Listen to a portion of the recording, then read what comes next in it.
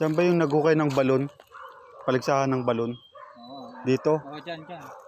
Palaliman ng balon. Kami dyan, nag-ano din kami dyan. Panalo si Manuel Cayas eh. Oo.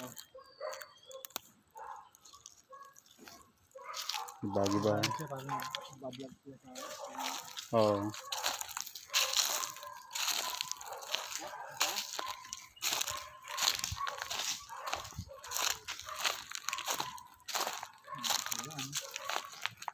Oh, cottage eh.